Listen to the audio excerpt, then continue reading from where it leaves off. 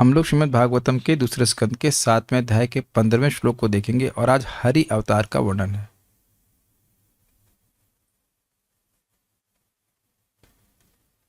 हमको ये नहीं पता है कि यही हरि अवतार है जो हरि के नाम से बोले गए थे मनु के महाराज के द्वारा। हमको नहीं पता इस बारे में, लेकिन फिर भी यहाँ पे हरि अवतार के बारे में। वैसे तो देखिए, एक ही अवतार को दोबारा तो नहीं बताएंगे, ऐसा नहीं तो लग रहा है, क्योंकि पिछली बार जो सुयज्ञ नाम से बोले तो उनको बोला था हरिरित्य अनुक्तः। हरि के नाम से स्वयं भू मनु कहा के द्वारा कहा गया, सुयज्ञ उनका नाम था। अब यही हरि अवतार वो हैं पता नहीं, लेकिन भगवान विष्णु के अवतार तो कहे जाते हैं। तो इन्होंने गजेंद्र की रक्षा करी थी। तो मेरे पीछे बोलिएगा गजेंद्र कौन थे, उनके बारे में थोड़ा सा चर्चा करेंगे, लेकिन पहले अभी श्लोक को गाया जाए। कुछ लोगों को ये श्लोक छोटा लग रहा होगा, लेकिन देखिए फिर आपको अपने एंड पे बोलना होगा, क्योंकि ये श्लोक अगर एक लाइन में नहीं होगा तो बोलने में दिक्कत आएगी। तो इसलिए छोटा थोड़ा एक साथ रखने के लिए थोड़ा छोटा रखा गया है। अंतः सरस्युर्बलेन पदे गृहीतो ग्राहेण यूथपतिरम्बुजहस्तवार्तः। अन्तः सरस्युर्बलेन पदे गृहीतो ग्राहेण यूथपतिरम्बुजहस्त आर्तः। आहेदमादिपुरुषाखिललोकनाथा तीर्थश्रवः श्रवणमंगल नामधेय। आहेदमादिपुरुषाखिल लोकनाथ तीर्थश्रवः श्रवणमङ्गल नामधेय। अंतः सरस्युर्बलेन पदे गृहीतो ग्राहेण यूथपतिरम्बुजहस्त आर्तः। अन्तः सरस्युर्बलेन पदे गृहीतो ग्राहेण यूथपतिरम्बुजहस्त आर्तः। आहेदमादिपुरुषाखिललोकनाथ तीर्थश्रवः श्रवणमंगल नामधेय। आहेदमादिपुरुषाखिल लोकनाथ तीर्थश्रवः श्रवणमंगल नामधेय। अंतः सरस्युर्बलेन पदे गृहीतो ग्राहेण यूथपतिरम्बुजहस्त आर्तः। अन्तः सरस्युर्बलेन पदे गृहीतो ग्राहेण यूथपतिरम्बुजहस्त आर्तः। आहेदमादिपुरुषाखिललोकनाथ तीर्थश्रवः श्रवणमंगल नामधेय। आहेदमादिपुरुषाखिल लोकनाथ तीर्थश्रवः श्रवणमंगल नामधेय। अंतः सरस्युर्बलेन पदे गृहीतो ग्राहेण यूथपतिरम्बुजहस्त आर्तः। अन्तः सरस्युर्बलेन पदे गृहीतो ग्राहेण यूथपतिरम्बुजहस्त आर्तः। आहेदमादिपुरुषाखिललोकनाथ तीर्थश्रवः श्रवणमंगल नामधेय। आहेदमादिपुरुषाखिल लोकनाथ तीर्थश्रवः श्रवणमंगल नामधेय। अंतः सरस्युर्बलेन पदे गृहीतो ग्राहेण यूथपतिरम्बुजहस्त आर्तः। अन्तः सरस्युर्बलेन पदे गृहीतो ग्राहेण यूथपतिरम्बुजहस्त आर्तः। आहेदमादिपुरुषाखिललोकनाथ तीर्थश्रवः श्रवणमंगल नामधेय। आहेदमादिपुरुषाखिल लोकनाथ तीर्थश्रवः श्रवणमंगल नामधेय। कितना सुंदर श्लोक है, केवल गाने के अर्थ में। अब देखिएगा, अर्थ देखिएगा, मेरे पीछे सब लोग साथ में गाएंगे। माइक ऑफ कर दीजिए। अंतः सरस्युर्बलेन पदे गृहीतो ग्राहेण यूथपतिरम्बुजहस्त आर्तः। आहेम दमादि पुरुषाखिल लोकनाथ तीर्थ श्रवः श्रवण मंगल नाम धेय। अत्यंत बलशाली मगर के द्वारा नदी के भीतर पांव पकड़ लिए जाने से हाथियों का नायक अत्यंत पीड़ित था।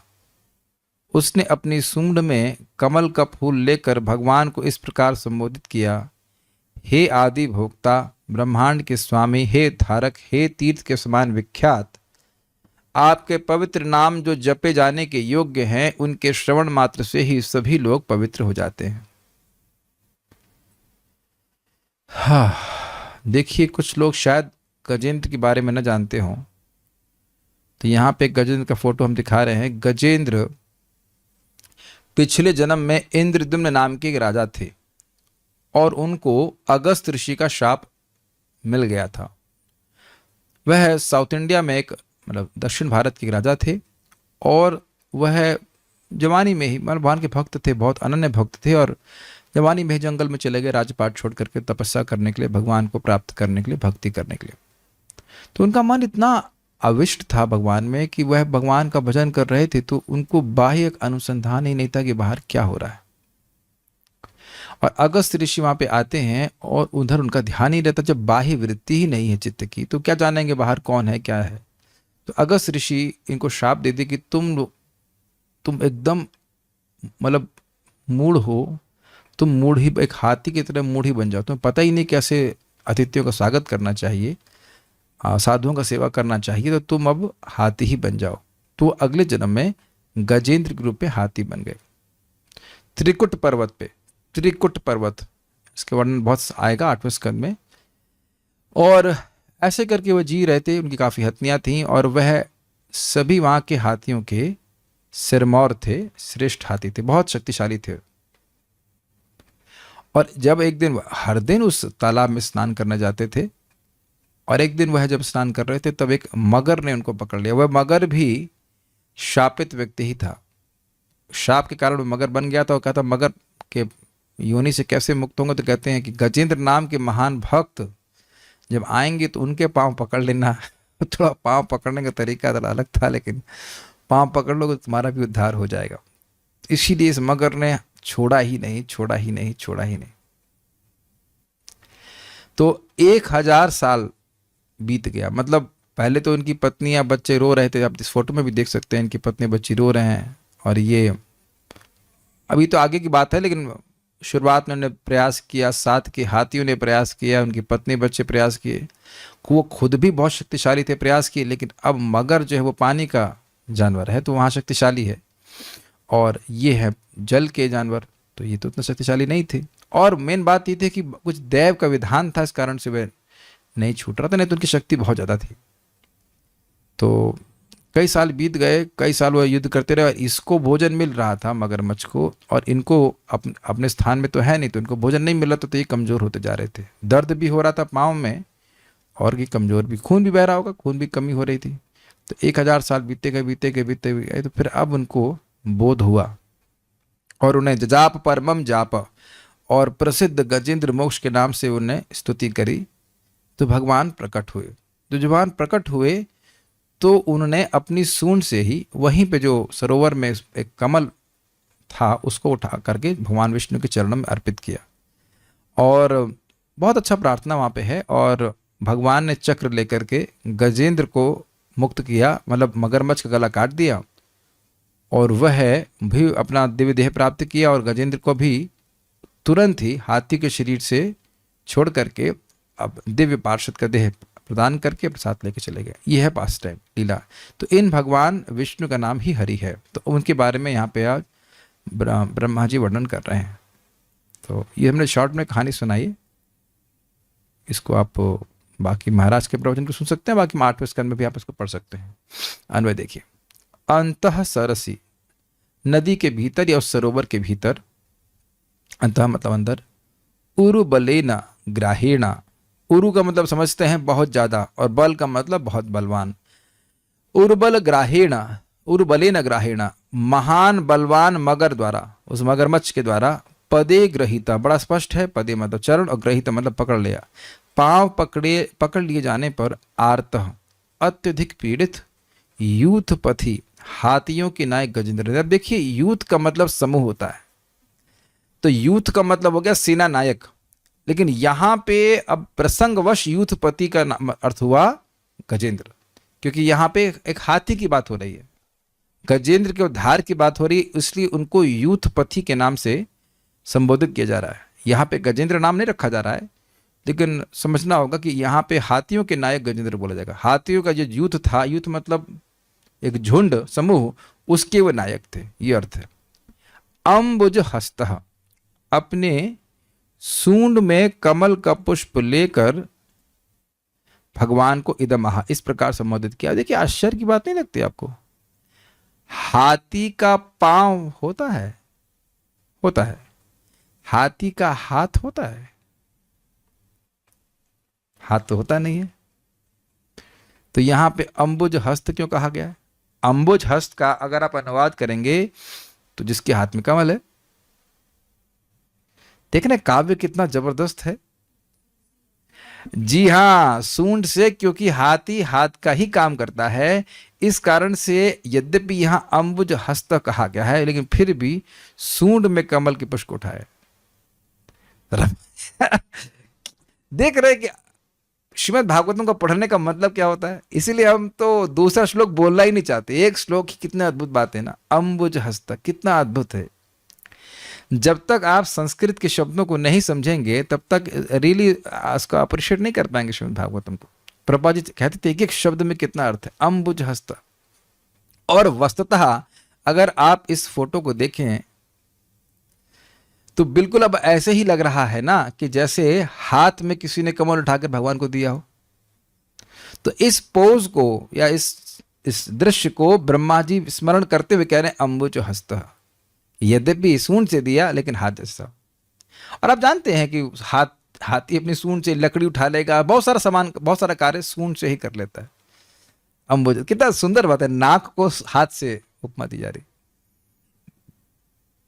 क्या कहा?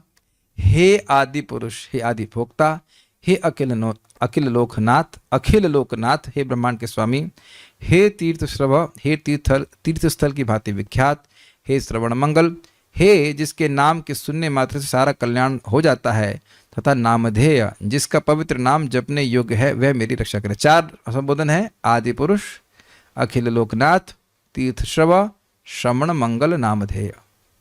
ठीक है, ये नामधेय श्रवण मंगल अलग नहीं है। देखिए, हे श्रवण मंगल नामधेय एक है। 4 गिन लिया आपने, आदि पुरुष, अखिल लोकनाथ, तीर्थ श्रव और श्रवण मंगल नामधेय। तो इस प्रकार से है। संस्कृत आप समझ रहे हैं। अंतः सरसी, उस सरोवर के अंदर, उरुबलेन पदे ग्रहीतो ग्राहेण, उस ग्राह जिसका महान बल था उसके द्वारा उनके चरण को ग्रहण कर लिया, पकड़ लिया गया। देखिए उरुबलेन का मतलब क्या हुआ?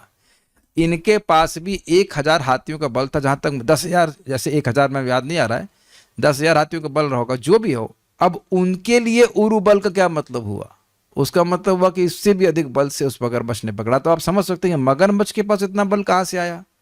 तो दैव के विधान से आया, ये अर्थ है। ऐसा तो नहीं है कि मगरमच्छ उसी दिन था, इससे पहले भी मगरमच्छ वहां पर घूमते रहते होंगे, लेकिन भगवान की ऐसी व्यवस्था थी। बहुत अच्छी शिक्षा वैसे इसमें प्राप्त हो रही कि जगत में जब भगवान किसी को बुलाना चाहते, किसी को भी निमित्त बना के बुला लेंगे। अब वो बगल वाला, अगल बगल वाले परिवार वाले कोई बचा नहीं सकता है। ये तो खैर बातें वहीं पाएंगे, इसलिए महावदर चर्चा नहीं कर रहा हूं। गजेंद्र मोक्ष बड़ा स्पष्ट आता है, वो देख रहे हैं कि कोई नहीं बचा सकता, बचाने वाले केवल एकमात्र भगवान है। भगवान ने बचाए भी। यूथपति, किसको पकड़ा? यूथपति अर्थात हाथी के नायक, हाथियों के समूह के नायक गजराज को। वो कैसे दिख रहे थे? कह रहे थे वो कैसे थे? तो कहते अंबुज हस्त, उनके हाथ अर्थात सूंड में भगवान को कमल अर्पण किया था उन्होंने। क्यों किया था? आर्थ, वह इस प्रकार से पकड़े जाने से बहुत दुखी थे, कष्ट में थे। क्या कहा उन्होंने? आह इदम, ये कहा। क्या कहा? आदि पुरुष, हे आदि पुरुष, अखिल लोकनाथ, हे अखिल लोकनाथ, तीर्थ श्रव, हे तीर्थ श्रव, हे श्रवण मंगल नामधेय। इस प्रकार से 4 संबोधनों से उन्होंने भगवान को पुकारा, तो भगवान ने उनकी रक्षा करी।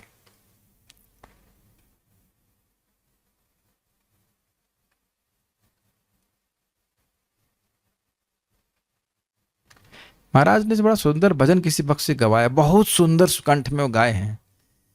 हे गोविंद हे गोपाल, ऐसे करे कुछ है। अब तो जीवन हारे, अब तो मैं जीवन हार रहा हूं, ऐसे करके बहुत अच्छा भजन है।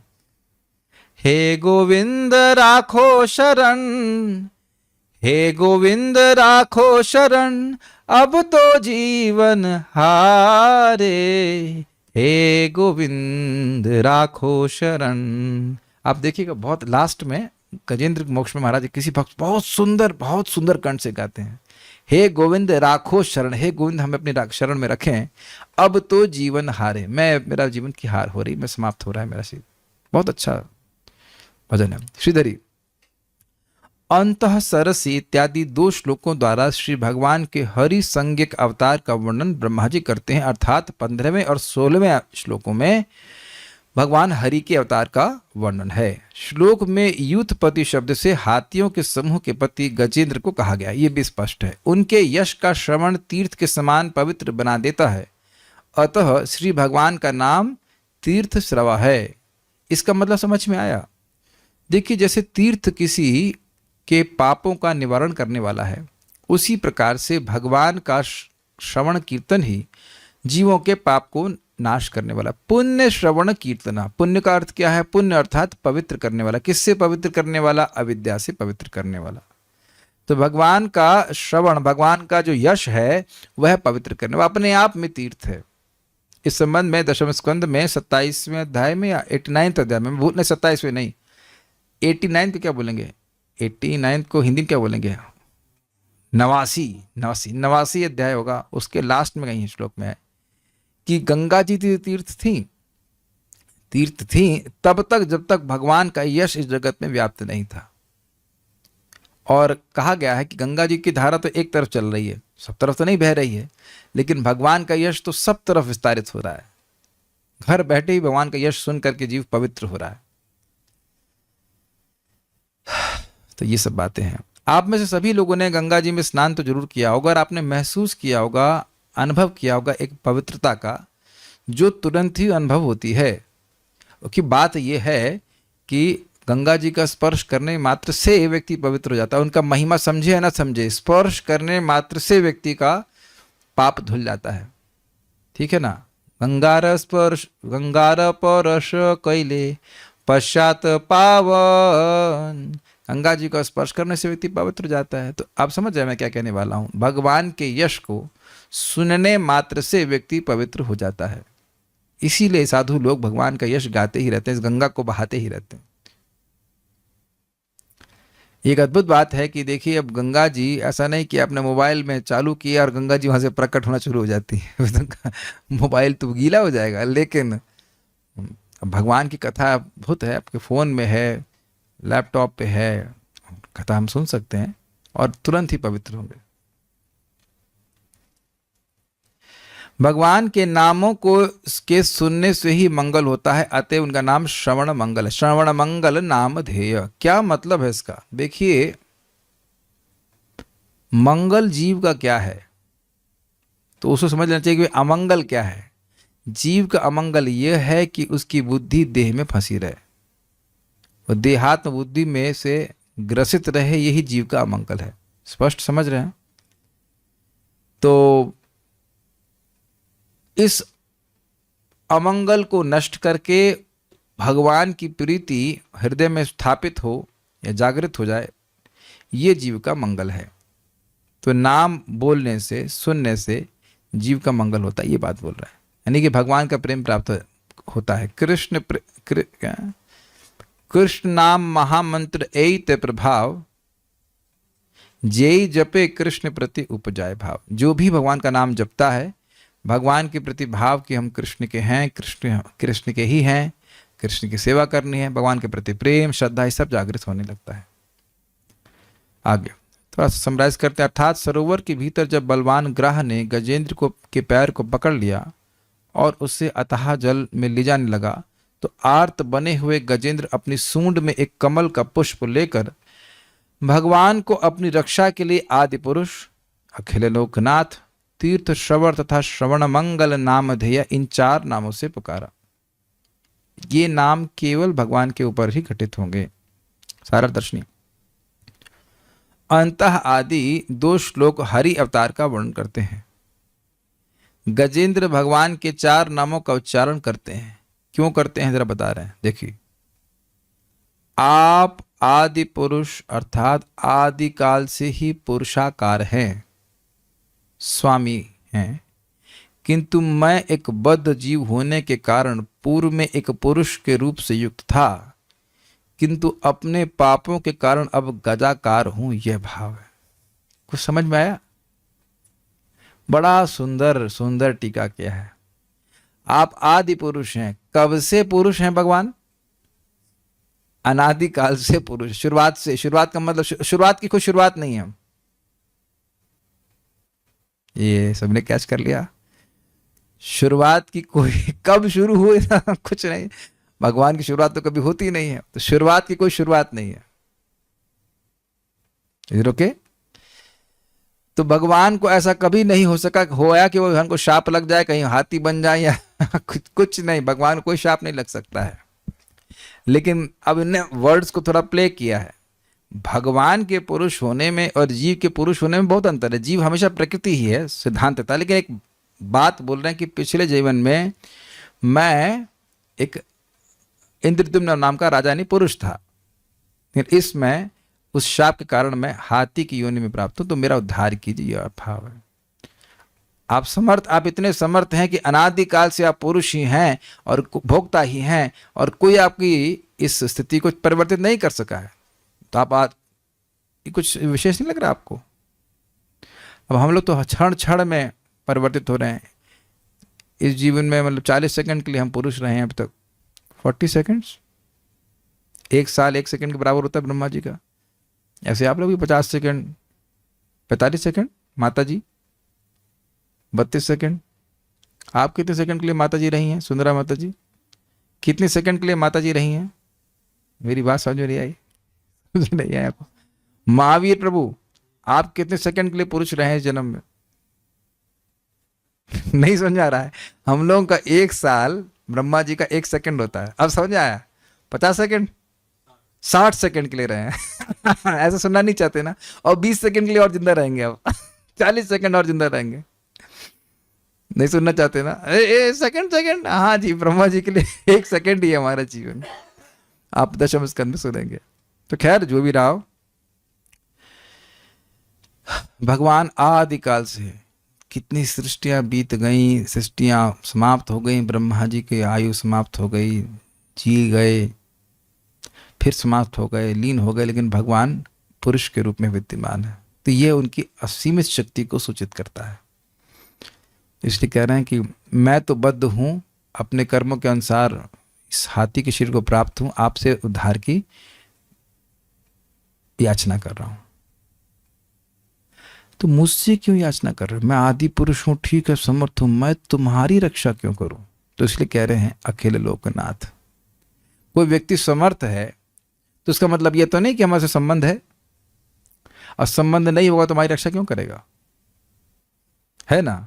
तो कह रहे हैं हे भगवान आप अखिल लोकनाथ, अखिल मतलब संपूर्ण और लोक मतलब जीवों के नाथ हैं, अर्थात समस्त जीवों के स्वामी हैं। इस कारण आप मेरे भी स्वामी हैं। यह भाव है इसका, अर्थात आप हमको हमारा उद्धार कीजिए, आपका सेवक हूं मैं।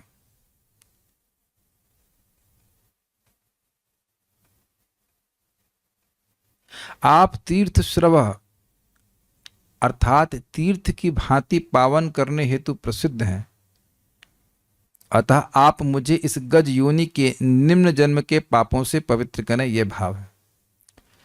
इसको आगे भी कहा गया है कि देखो तुम अपने पापों को भोग रहे हो, तो मैं जीवों का स्वामी हूं, लेकिन तुम तो अपने पापों को भोग रहे हो, मैं इसमें क्या करूं?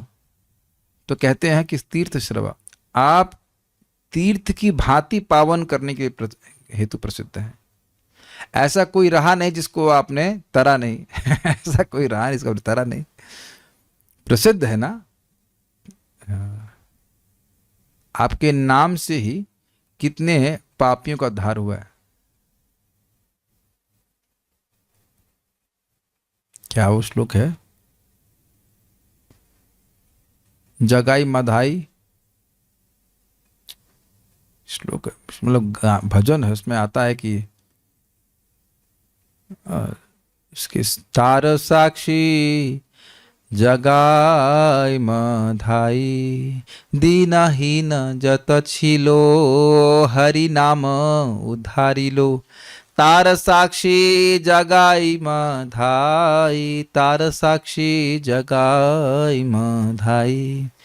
तो दीनहीन जितने भी लोग थे उनका उद्धार हरिनाम ने किया, उसके साक्षी जगाई मधाई है। तो इस प्रकार से भगवान प्रसिद्ध हैं। जैसे कि भगवान श्री राम ने पत्थर की योनि से अहिल्या का उद्धार किया, पत्थर की योनि से गया। हम तो फिर भी हाथी हैं, ऐसे कहा जा सकता है नहीं? जब पत्थर की योनि से स्त्री का आपने उद्धार कर दिया तो मैं तो बोलने वाला हाथी हूं, ऐसे कह सकते हैं कुछ। ये प्रसिद्ध बात है ना कि भगवान ने पत्थर को भी स्त्री बना दिया। इसीलिए तो भगवान जब नदी गंगा जी सरयू ने गंगा जी पार करना चाहते थे तो केवट ने उनके चरणों को धुलवाया। क्यों धुलवाया? क्यों? कह रहा है देखिए अभी मेरी बेटी की शादी होनी है, आपने एक पत्थर को अपने चरणों की धूल दी तो वो स्त्री बन गया। अब अगर मेरी नाव को आपके चरणों की धूल प्राप्त हो गई, ये लड़की बन गई, तो उसकी अपनी लड़की की शादी भी करनी पड़ेगी और उसकी भी शादी करनी पड़ेगी। इसलिए आपके चरणों की धूल हम इसमें नहीं टच करने देंगे। अब दुनिया इसलिए सब बहाना किए थे, वह चरणों की धूल भगवान की प्राप्त करना चाहता था, भगवान के चरणों को धोना चाहता था। बड़ा अच्छा भजन है ना, जाना था गंगा पार प्रभु के वट की नाव चले। बहुत अच्छा था, बहुत अच्छा भजन किसी ने गाया। एनीवेज पॉइंट ये तीर्थ श्रवा, भगवान प्रसिद्ध है लोगों का पवित्र करने के लिए। तो कह रहे जैसे तीर्थ प्रसिद्ध है, हरिद्वार छोड़ो घर द्वार चलो हरिद्वार, काय के लिए? पाप नाश करने के लिए। वृंदावन तो खैर भगवान का धाम ही है। बहुत सारे तीर्थ प्रसिद्ध होते हैं, बद्रिकाश्रम सब, ताकि लोग वहां समझते थे कि हमने जो पाप किए हैं वह तीर्थ में जाकर के हम कट जाएंगे। तो इसीलिए कह रहे हैं कि आप तीर्थ श्रवा, आप तीर्थ की भांति पावन करने के लिए प्रसिद्ध हैं, इसलिए आप मुझे गजयोनि के निम्न जन्म से के पापों से पवित्र करने भाव है। मैंने अपने गुरु के मुख से आपका श्रवण मंगल अर्थात मंगलमय नाम श्रवण किया। ये कब किया? एक प्रश्न होगा, भाई हाथी का गुरु जी कौन है? लेकिन पिछले जन्म में जो इंद्रद्युम्न महाराज थे तब उन्होंने गजेंद्र मोक्ष, तो खैर हम लोग यहाँ से जान रहे हैं गजेंद्र मोक्ष, लेकिन वैसे गजेंद्र मोक्ष उस नाम से नहीं इंद्रद्युम्न महाराज सीखे होंगे। अपने गुरु के मुख से वह भगवान के यश से परिपूर्ण स्त्रोत जजाप परमम जाप, परम जाप जप को ने मंत्र को सुना था। तो उन नामों को उसमें है, गजेंद्र मोक्ष में रखा गया है। अर्थात मंगलमय नाम श्रवण किया, तब फिर मैं अब इस अमंगल स्थिति में कैसे हो सकता हूं, ये भाव है। तो एक प्रश्न बन जाएगा कि भाई जब गुरु जी से स्वीकार किए थे तो ये हाथी की निम्न योनि क्यों प्राप्त हुई? देखिए समझने का प्रयास कीजिए। भगवान जानते हैं कि उत्कंठा के बिना जीव हमारी प्राप्ति नहीं कर सकता, क्योंकि उत्कंठा के बिना हृदय का कषाय नष्ट नहीं होता, कचरा नष्ट नहीं होता। ये तो नारद जी के संग भी किया। नारद जी को अपना दर्शन दिया एक बार ताकि उनके हृदय में अत्यंत उत्कंठा जागृत हो जाए और जिसके द्वारा उनका हृदय पूरी तरह पवित्र हो जाए, जो कि पहले से पवित्र था, लेकिन खाली उत्कंठा जागृत, लालसा जागृत करने के लिए भगवान ने ऐसा किया। समझ रहे ना बात? तो अब इनके हृदय में भी इंद्रद्युम्न महाराज भजन कर रहे थे, जल्दी से ये उनके पास आ जाएं, भगवान के पास आ जाए, इसलिए भगवान ने ऐसी व्यवस्था करी। तो अगस्त ऋषि अब हाथी का शाप क्यों देने लगेंगे?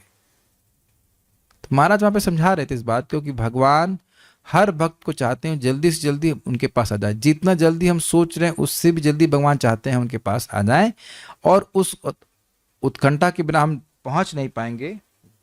पानी की बोतल है?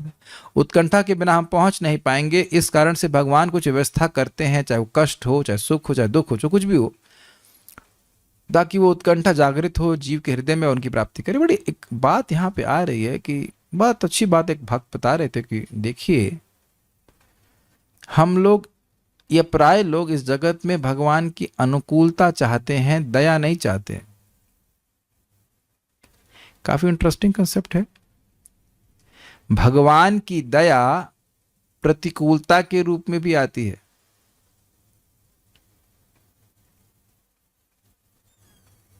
भगवान की दया प्रतिकूलता के रूप में भी आती है। क्या पानी नहीं लाए, बोतल नहीं लाए? ठीक है, तो ये भगवान की दया है। उसमें हम स्पेशल चार्ज पानी रखी ताकि वही क्लास में चार्ज रहेंगे, लेकिन नहीं मिला। ठाकुर जी का आज एक पानी का एक ड्रॉप नहीं मिलेगा। चलिए ठीक है, वो तो लेने गए हैं, लेकिन इधर का कोई नहीं, हम टॉपिक को डिफ्लेक्ट नहीं कर रहे। वापस सुनिए, लोग इस जगत में भगवान की दया नहीं चाहते, बोलते हैं दया चाहते हैं, लेकिन दया नहीं चाहते, केवल भगवान की अनुकूलता चाहते हैं। कष्ट मिटे तन का क्या है? धन संपत्ति घर आवे, कष्ट मिटे तन का, ओम जय जगदीश हरि, यही बोलते हैं ना, अनुकूलता चाह रहे हैं। लेकिन भगवान की दया इंद्रद्युम्न महाराज के जीवन पे हुई। आप हमने तो कई बार हमारे यहाँ पे घर पे हो जाता है कि वॉश बेसिन में एक छोटी छिपकली का बच्चा गिर जाता है, और दयावश मैं कुछ लकड़ी या कुछ रखता हूं ताकि उसे पकड़ ले, वो पकड़ के मैं बाहर निकाल दूं, नहीं निकल पा रहा। आपने कई बार ऐसे देखा होगा, हो जाता है। लेकिन वो भयभीत है, वह सोच रहा है कि ये तो मुझे मारने के लिए लकड़ी डाल रहे हैं ना। ये तो देखा है, दृष्ट है, कोई हम ऐसा नई बात तो नहीं कह रहे हैं। तो इस जीवन में हम उन वस्तुओं से आसक्त हैं जैसे कोई व्यक्ति कांटों के पेड़ से लिपटने के लिए आसक्त हो, और उससे वह खून खरेंच ही होगा, उसका खून ही निकलेगा। और भगवान धीरे धीरे से छुड़ाने का प्रयास करते हैं, या किसी तरह से छुड़ाने का प्रयास करते हैं, तो व्यक्ति अपना दुख मानता है।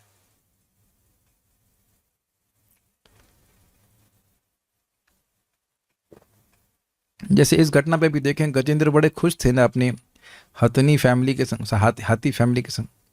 अपनी काफ़ी सारी हथनियाँ थी उनकी, प्यारे प्यारे क्यूट क्यूट बच्चे थे, हाथी बच्चे सब थे। लेकिन इससे उनका भौतिकतावादी जीवन और खींच ही तो रहा था। तो एक अद्भुत बात है कि दया भगवान की प्रतिकूल भी तरह से आ सकती है और अनुकूल तरह से आती है। वस्तुतः भगवान दया ही करते हैं, दया कभी ना करते हो ऐसा है ही नहीं। वो किसी पे दया ना करते हो ऐसा है ही नहीं। सुहृद सर्वभूतानां। अंत जब व्यक्ति देखता है तब देखता है कि हाँ भगवान ने दया करी। जैसे ध्रुव महाराज के, इसमें हम बहुत डिफ्लेक्ट नहीं कर रहे हैं, बस खाली इतनी बात कह रहा हूं कि बात यहां पे आ सकती है कि जब गुरु से मंगल भगवान का नाम जप, उन्हें परम जाप्य स्त्रोत स्वीकार किया था पिछले जन्म में, तो उनको हाथी का जन्म जैसा अमंगल कैसे प्राप्त हुआ? तो कह रहे हैं इसी बात को यहाँ वो प्रश्न कह रहे हैं कि श्रवण मंगल, आपका कीर्ति श्रवण मंगल है, आपका नाम श्रवण मंगल है, सुनने से ही मंगल होता है। तो मैं अब इस अमंगल में नहीं रहना चाहता हूँ, मैं रह ही नहीं सकता हूँ। आपकी कृपा होगी और मेरा अमंगल दूर होगा। बाल प्रबोधिनी बहुत सुंदर है। अंबुज हस्त से आशय यह है कि रिक्त हस्त से भगवान की प्रार्थना अनुचित ही है, ऐसा मानकर गजेंद्र ने कमल को अपनी सूंड से उठाया। ये अर्थ है, भगवान को कुछ प्रार्थना अर्पित करे खाली हाथ नहीं, ये उचित नहीं। भगवान आए हैं तो कुछ हमें देना चाहिए। अब कितनी सुंदर देखिए बात आपको समझनी चाहिए। भगवान का भक्त भगवान को हमेशा कुछ देना ही चाहता है। इतनी असहाय अवस्था में भी, जहां वो बिल्कुल मरणासन है, वहां भी जब भगवान आए तो वह उनको कमल दिया। कितनी सुंदर बात है, कितनी सुंदर बात है। केवल खाली प्रार्थना नहीं किया। एक भक्त का ये लक्षण ही है कि भगवान को वह देना चाहता है। प्रेम का लक्षण है कि वह देना जानता है, ये अर्थ है, लेना नहीं जानता। तो यहाँ पे आए हैं भगवान तो भगवान को देना। ये सब कैसे हो रहा है? ये कौन प्रेरित कर रहा है? पिछले जन्म में भक्ति किए इसलिए ऐसा बर्ताव कर रहे हैं, नहीं तो हाथी कैसे दे सकता है? आंख से उनके आंसू भी गिर रहे हैं और बहुत ही कातर स्वर में भगवान को पुकार रहे हैं और फूल भी दे रहे हैं। कितना अच्छी बात है। भगवान को उन्होंने 4 संबोधनों से पुकारा है। सर्वलोकपाल होने से आपके द्वारा मेरा रक्षा भी उचित ही है, मेरी रक्षा भी उचित ही है, इस आशय से कहते हैं अखिल लोकनाथ। सबके आप लोकनाथ हैं। स्वामी एकमात्र आप ही सबके नाथ हैं, इसलिए मेरी भी रक्षा आपको करना उचित ही है। उसके हेतु को सूचित करने के लिए कह रहे हैं, पुनः संबोधित करते हुए कहते हैं कि आदि पुरुष। ये समझ में आ गया, मैं अकेले लोकनाथ हूं, इसका हेतु क्या है? तो कह रहे हैं आदि पुरुष, आदि भोक्ता, भोक्ताराम यज्ञ तपसाम सर्वलोक महेश्वरम, सभी यज्ञों के भोक्ता भगवान हैं, आदि पुरुष हैं, अर्थात आदिकाल से आप भगवान हैं, इसलिए आप सभी लोगों के नाथ हैं। भाई जैसे मान लीजिए हमारे ब्रह्मा जी क्या अखिल लोकनाथ हैं? नहीं है, क्योंकि दूसरे ब्रह्मांड से उनका कोई वास्ता नहीं है। और ये ब्रह्मा जी अपनी आयु समाप्त होने पर समाप्त हो जाएंगे, एटलीस्ट उनकी पदवी समाप्त हो जाएगी, तब भी तो जगत रहेगा, प्रकृति रहेगी। कहने का अर्थ है अव्यक्त अवस्था में रहेगी, तो तब तो वह उसके नाथ नहीं है। यहां पे भी प्रकृति के नाथ नहीं है, वो तो प्रकृति से मोहित है, खुद ही स्वीकार किए सभी लोग प्रकृति से मोहित है भगवान को छोड़ करके। तो आदि पुरुष आदि भोक्ता तो एकमात्र भगवान विष्णु ही है, जो अनादिकाल से भोक्ता हैं। इसलिए कह रहे हैं कि आप अकेले लोकनाथ हैं। कुछ समझ पा रहे हैं? जो भगवान हमेशा से भगवान रहे हैं, इसीलिए सभी के नाथ आप हैं। अब तक अनादिकाल से जितने भी जीव हुए हैं, अगर उस तरह से कहें तो जिनको भी शरीर प्राप्त हुआ है, उनके स्वामी आप ही हैं, ये अर्थ है। अब तक अनादिकाल से जितने जीवों को शरीर प्राप्त हुआ है, उन सब के नाथ ब्रह्मा जी नहीं हैं, क्योंकि ब्रह्मा जी को भी शरीर वैसा प्राप्त नहीं हुआ। कुछ नहीं समझ पा रहे हैं? इस ब्रह्मांड की सृष्टि हुई है कि नहीं? तो उससे पहले जो सृष्टि हुई, तो उसमें तो आप नहीं कह सकते कि यही ब्रह्मा जी थे, तो वह तो सबके नाथ नहीं हो सकते ना, ये नारद जी या कोई भी और। एकमात्र स्वामी भगवान श्री कृष्ण है। इसलिए पता है बहुत उत्साहित होना चाहिए। माया हमें चाहे कितनी बार भी गिरा दे, दबना नहीं चाहिए कि हम अविनाशी के बच्चे हैं, आदि पुरुष के बच्चे हैं, भगवान के स्वामी अंश हैं। Maya can exploit our free will but she can't take it away from us. हमको मालूम चल गया कि हमारे स्वामी कृष्ण हैं। अनादिकाल से बुरी आदतें हैं तो धीरे धीरे में छूट जाएंगी, लेकिन हम भगवान की भक्ति करना चाहते हैं, ये बहुत महत्वपूर्ण है। अब देखिए, हम लोगों को खाना पीना तो कोई बुरी आदत लगता नहीं होगा, लेकिन प्रभुपाद जी कहते हैं this eating sleeping is also bad habit क्योंकि आत्मा के लिए तो ईटिंग स्लीपिंग कुछ है नहीं, और मीटिंग के बारे में तो कहना ही क्या। इसका कोई संबंध आत्मा से नहीं है। अब कहेंगे कि आप खाना छोड़ दिए, हम खाना नहीं छोड़े हैं, इसलिए तो हम बोल रहे हैं, हम भी बुरे बच्चे हैं। लेकिन भगवान की भक्ति करते करते एक दिन ये सब चीज जीरो पे आ जाएगी। तब खैर हम बात ये कर रहे थे कि भगवान आदि पुरुष हैं, अनादिकाल से वे हमारे स्वामी हैं। हम तो आज तक रिजेक्ट करते आए हैं। कब से करते आए? अनादिकाल से रिजेक्ट करते आए हैं। तो एक ही जीवन में सही सुधर जाएंगे हम, हो जाए सुधर जाए अच्छी बात है, नहीं भी सुधरे तो हम लोग बहुत बढ़िया ट्रेन में बैठे हैं, बस कूदना नहीं है हमको यहां से।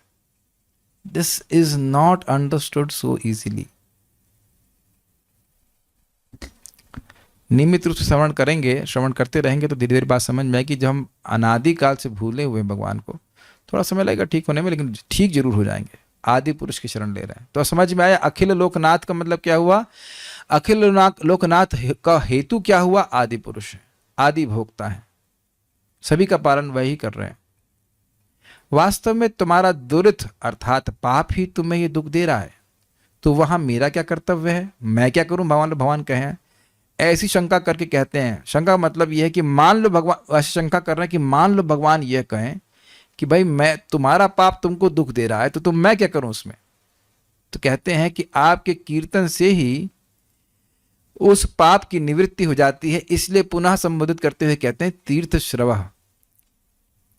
आप ये नहीं कहना कि मेरा पाप इतना बड़ा है कि आप मेरे को बचाओगे नहीं, क्योंकि आपका तो कीर्तन करने मात्र सारे पाप नष्ट हो जाते हैं। हरे कृष्णा कृष्ण कृष्ण हरे हरे, हरे राम राम राम हरे हरे। श्रवः अर्थात आपका यश, एक तीर्थ अर्थात सर्व दुरित निवर्तक होता है। क्या मतलब हुआ इसका? जैसे तीर्थ सारे पापों का नाश करने वाला होता है, ऐसे ही आपका यश सारे पापों का नाश करने वाला होता है। ये अर्थ है तीर्थ श्रव। समझ में आया? श्रव मतलब यश, तीर्थ, और तीर्थ होता है सर्व पाप निवर्तक। निवर्तक मतलब नष्ट करने वाला। जैसे तीर्थ सारे पापों को नाश करने वाला है, ऐसे आपका यश भी सभी पापों का नाश करने वाला है। अरे पाप नाश हो गए, लेकिन तुम तो भगवान मेरी प्राप्ति करना चाहते हो ना। कहते हाँ वो भी है। भगवान का यश न केवल पाप निवर्तक होता है, अपितु भगवत प्रापक और परमानंद जनक होता है। इस आशय से कहते हैं श्रवण मंगल और नामधेय। क्या मतलब इसका? देखिए, भगवत एक होता है कि भाई पाप नाश हो गया, नरक नहीं जा रहा, ठीक है, लेकिन इसका अर्थ यह नहीं है कि उसे भगवान का प्रेम प्राप्त हो गया।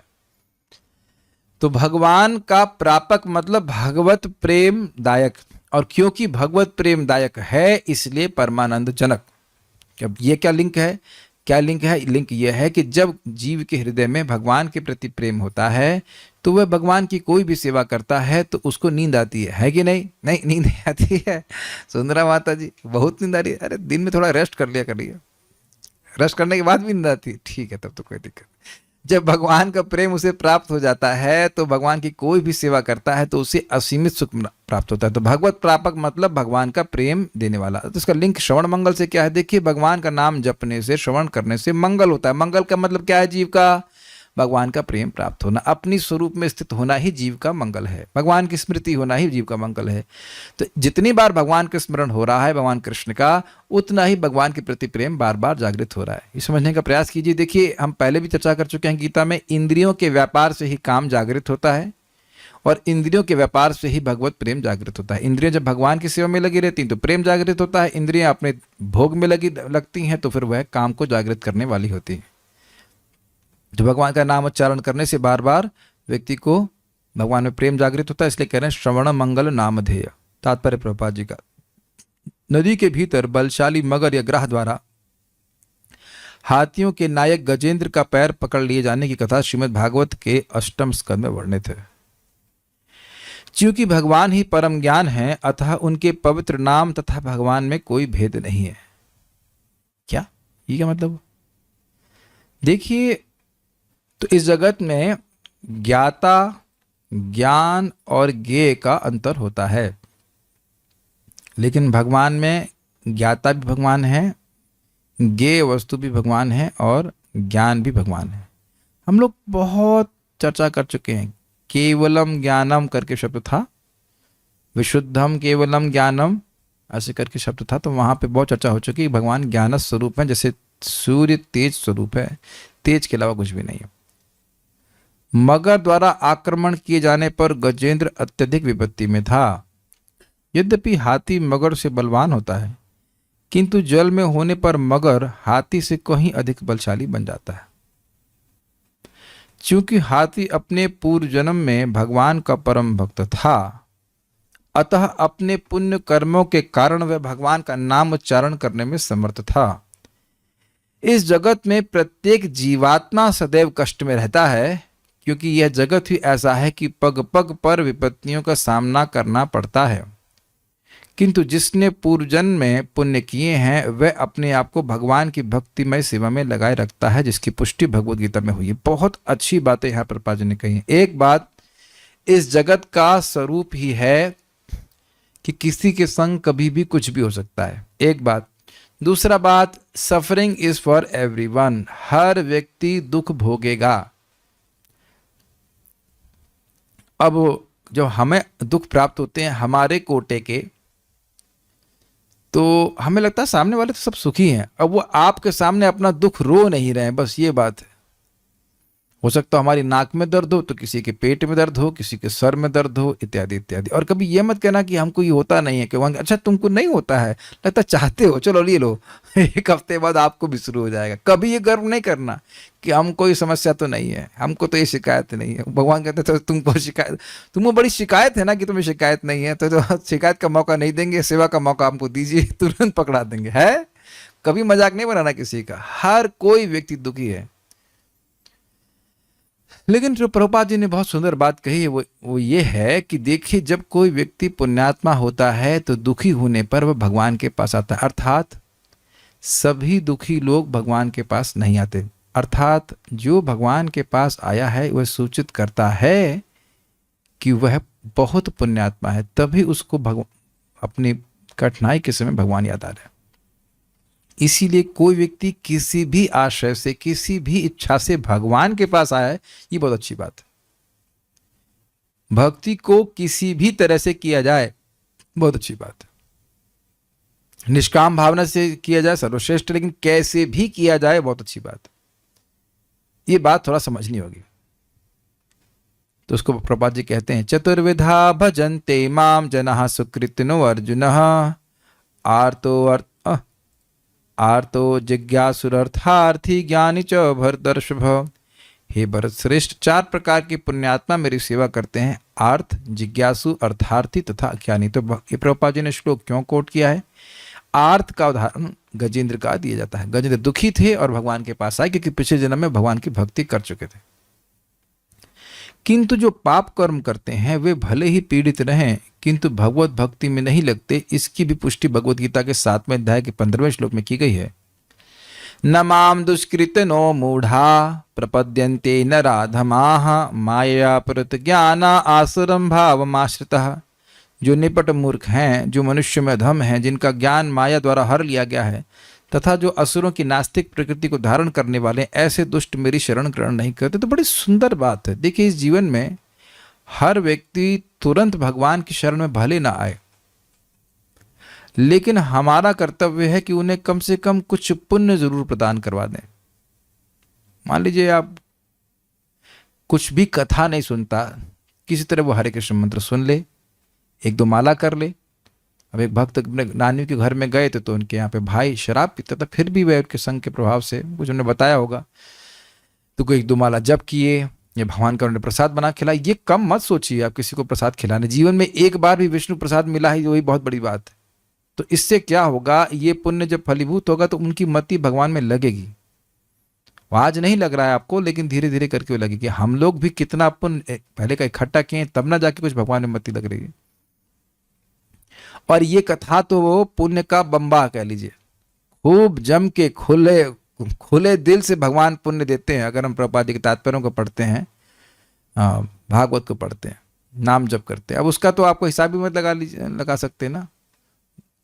गोकोटि दानम ग्रहणे खगस्या प्रयाग गंगोदक कल्पवासः यज्ञायुतम मेरु सुवर्ण दानम गोविंद कीर्तिर्न समम शतांश। क्योंकि लोग इसको नहीं समझ रहे हैं, इसलिए जप नहीं कर रहे हैं। आज हमने जप पूरा ना करने पे एक भक्त को इतना डांट लगाया, आधे घंटे तक डांट लगाया। समझ रहे हो किसको डांट लगा रहे थे, मतलब बहुत डांट लगाया, खूब डांट लगाया।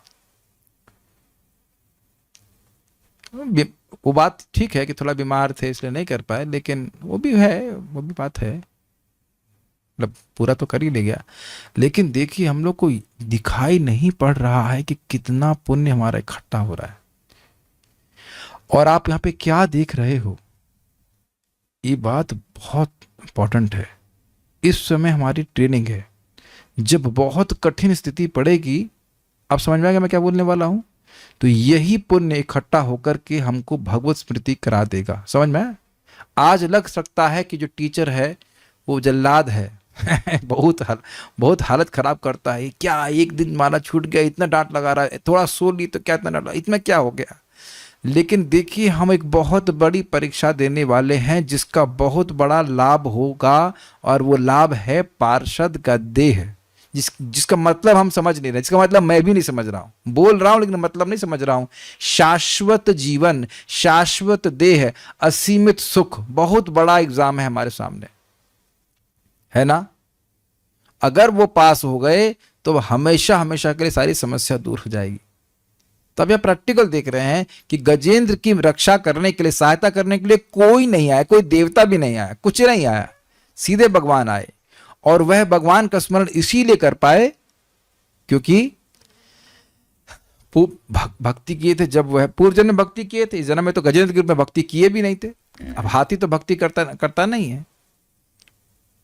जब तक तन में ताप न व्यापे तब तक कर हरि सेवा। जब तक तन में ताप नहीं व्याप्त हो रहा है, भजन कर लेना चाहिए। ज्यादा सोचना नहीं चाहिए कि हम आगे जाके भजन कर लेंगे। यही तो अजामिल के मन में दिक्कत आ गई, भाई हम मृत्यु के समय तो बड़े बड़े साधकों के मुख से नाम नहीं निकलता, मेरे मुख से नारायण कैसे निकल गया? भगवान की कृपा रही। और नहीं तो जो पापी लोग हैं उनको क्या बोला गया? अम्मा बोलो न हरि हरे हरे कृष्णा बोलबेन, हरे कृष्णा बोलो।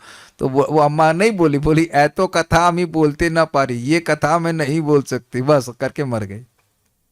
चैन चैन चैन, कान कान कान। भगवान हरि तुरंत अपने शाश्वत वाहन गरुड़ पर आसीन होकर प्रकट हुए और हाथी को बार लिया। अब आप एक बात बताइए, जब भगवान हाथी की पुकार नेग्लेक्ट नहीं किए तो आप क्या सोच रहे हैं? आप क्यों नेग्लेक्ट कर देंगे? और आप बहुत गंभीरता से विचार करें, 1000 साल तक गजेंद्र अपना प्रयास करते रहे, नहीं छुड़ा पाए, और तब भगवान नहीं आए। लेकिन इनका जो ये प्रयास था ये असफल नहीं गया, बाह्य रूप से असफल रहा कि वह मगर से अपने को नहीं छुड़ा पाए, है ना। लेकिन वास्तविक रूप से प्रयास असफल नहीं था, क्योंकि उनकी बुद्धि वाकई कन्विंस हो गई, निष्ठ हो गई कि भगवान के अलावा मुझे कोई बचा नहीं सकता है। और तब पुकार अलग प्रकार की होगी। कुछ अंतर समझ रहे ना? जब हम सोचे कि हमारा सामर्थ्य हमको बचा लेगा, ये हो जाएगा, तो ना, तो हमारा प्रयास करने का यही लाभ है कि हम अपने प्रयास की असफलता से अभिज्ञ हो जाएं, समझ जाएं कि हमारे प्रयास से नहीं होगा, तो फिर हमें प्रयास करने की जरूरत नहीं है। नहीं नहीं नहीं, जब तक प्रयास नहीं करेंगे तब तक समझ नहीं आएगा कि हमारे प्रयासों से कुछ नहीं होगा। जो होगा भगवान की कृपा से ही होगा। मैं समझा पा रहा हूं, मैं यह नहीं कह रहा हूं कि प्रयास ना कीजिए। प्रयास करने के बाद भी जब आप देखेंगे कि ना हमसे नहीं बनेगा, जो करना है भगवान ही करने वाले हैं, तब ये सच्चा शरणागति का भाव आएगा। ये बहुत बहुत इंपॉर्टेंट लेसन यहाँ पे सीख रहे हैं। हाथी को भगवान के, देखिए आप समझने का प्रयास कीजिए। मान लीजिए हम, जैसे मेरी स्थिति है, मुझे बिल्कुल तैरना नहीं आता, तो पानी में मैं गिर जाऊं तो मैं तो अपनी सामर्थ्य से बिल्कुल पार नहीं हो सकता, तो चीखेंगे चिल्लाएंगे ना कि बचाओ बचाओ, असहाय होकर के। अब अपने जब को आप लोग देख लीजिएगा कि हम लोग क्या इस प्रकार से असहाय अवस्था में है। अभी तो मजे से खा रहे हैं, पी रहे हैं, क्या दिक्कत है? क्या ये असहायता की भावना है? अभी मन में नहीं है। कोई निरुत्साह होने की बात नहीं है। भगवान वो असहायता की भावना निकाल ही देंगे हृदय से, ऐसी बात निकालेंगे, निकलवाएंगे, घबराइए मत, सबका नंबर आएगा। सबका नंबर आता है। कुछ नहीं तो मृत्यु तो आनी ही है, तब कौन बचाएगा? हाथी को भगवान के साथ अपने संबंध का ज्ञान था। उसने भगवान को आदि पुरुष कहकर संबोधित किया। भगवान तथा जीवात्माएं दोनों चेतन है, फलतः भोक्ता है, किंतु समस्त वस्तुओं का सृष्टा होने के कारण भगवान को आदि भोक्ता है, नहीं पुरुष। अब समझ में आया? मैं जब आप लोग को समझा रहा था, कितनी सृष्टियां बीत गई हैं, भगवान ने वो सृष्टि करी, तो कोई और व्यक्ति तो उस सृष्टि का श्रेष्ठ व्यक्ति है, तो आदि भोक्ता नहीं हो सकता है। पुरुष मतलब भोक्ता, आदि आदि भोक्ता नहीं। आदि भोक्ता वही है जिसने सबकी सृष्टि करी हो और उसने उसकी सृष्टि किसी ने न करी हो। परिवार में पिता तथा उसके पुत्र निश्चित रूप से भोक्ता होते हैं, किंतु पिता आदि भोक्ता होता है और पुत्र परवर्ती भोक्ता। मतलब पहले पिता आया, वह संपत्ति को भोगता है, और फिर पुत्र आता है, फिर पुत्र उसको भोगता है। शुद्ध भक्त यह भली भांति जानता है कि इस ब्रह्मांड की सारी वस्तुएं भगवान की संपत्ति स्वरूप हैं, और जीवात्मा किसी भी वस्तु का उपयोग उनकी आज्ञा के अनुसार ही कर सकता है, अर्थात भगवान की आज्ञा के अनुसार। जैसे हम भोजन कर सकते हैं, लेकिन भगवान को अर्पित करके। ये भक्त का भाव होता है। यदि उनकी आज्ञा न रहे तो मनुष्य निर्दिष्ट वस्तु का स्पर्श तक नहीं कर सकता, और अगर करेगा तो उसे दंड भोगना पड़ेगा। समझ रहे हैं? कितना भी आम रखे हों, अगर भगवान को अर्पित नहीं है तो भक्त उसको स्वीकार नहीं करेगा, स्पर्श भी नहीं करेगा, सोचेगा भी नहीं। बल्कि हम जो सीनियर कोई भक्त है तो नए भक्तों को जो डांटता है, वो नया भक्त सोचेगा ये दाल तो बड़ी अच्छी बनेगी। ऐ चुप, दाल अच्छी नहीं बनेगी, पहले भगवान को भोग लगने दो। अभी तुम कुदृष्टि मत डालो उसके ऊपर। प्रभुपाद जी के एक शिष्य थे, नाम नहीं रख रहा हूं मैं, बाद में संन्यास के लिए, तो प्रभुपाद भोजन बना रहे थे, तो वो ऐसे देख रहे थे, प्रभुपाद कह रहे तुमने आधा तो उसको खाली देख के ही खा लिया। उसे कहा जाता दर्शने अर्ध भोजन। इसीलिए जब भोजन बनता है तो क्या कहते हैं, लस्टी आंखों से नहीं देखना चाहिए, कितना अच्छा बन रहा है इसे खाऊंगा मैं, नहीं, पहले भगवान को खा लेने देना चाहिए। विचार करना भी अपराध है कि भगवान को खाए बिना हम पहले सोचना चालू कर दें, तो कह रहे हैं कि स्पर्श करने की तो बात ही नहीं। आदि भोक्ता की विशद व्याख्या ईशोपनिषद में की गई है। उसमें बताया गया है, ईशा भाष्यम इदम सर्वम यत् किंचत जगत्ताम जगत तेन तक्तेन भुंजिता मां गृधा कस्य सिद्धनम। इस जगत में जो कुछ भी है भगवान का है और उनको अर्पित करके ही व्यक्ति को ग्रहण करना चाहिए, स्मरण रखना चाहिए और गिद्ध दृष्टि नहीं डालनी चाहिए दूसरे पे कि इसके पास इतना ज्यादा क्यों है, ऐसा नहीं सोचना चाहिए।